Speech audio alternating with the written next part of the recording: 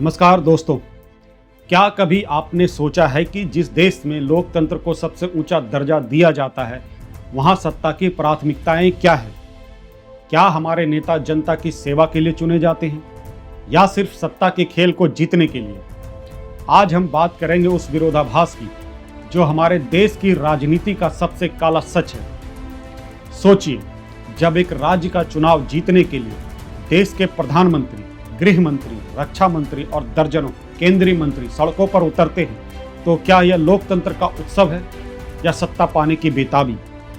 जब सशस्त्र बल और बख्तरबंद वाहन एक चुनाव के लिए तैनात किए जाते हैं, तो क्या यह चुनाव है या कोई युद्ध?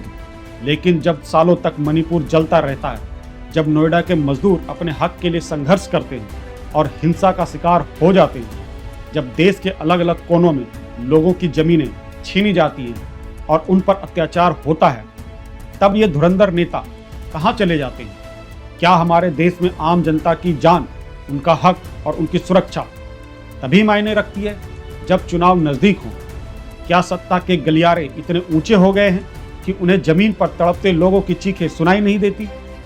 यह स्थिति हमारे लोकतंत्र के लिए खतरनाक है। जब पूरा प्रशासनिक तंत्र एक चुनाव को जीतने में लग जाता है, तो देश के दूसरे गंभीर मुद्दे उपेक्षित रह जाते हैं। क्या हमारे प्रधानमंत्री, रक्षा मंत्री, विदेश मंत्री, शिक्षा मंत्री के पास अपने मंत्रालयों के महत्वपूर्ण कामों को छोड़कर चुनाव प्रचार करने का समय होना चाहिए?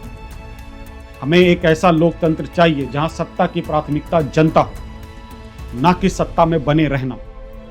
हमें अपने नेताओं से जवाबदेही मांगनी होगी। नेताओं की जिम्मेदारी केवल चुनाव जीतना नहीं, बल्कि पूरे देश की सेवा करना है। आप इस बारे में क्या सोचते हैं? क्या आपको लगता है कि चुनावी राजनीति हमारे देश की प्राथमिकताओं को गलत दिशा में ले जा रही है?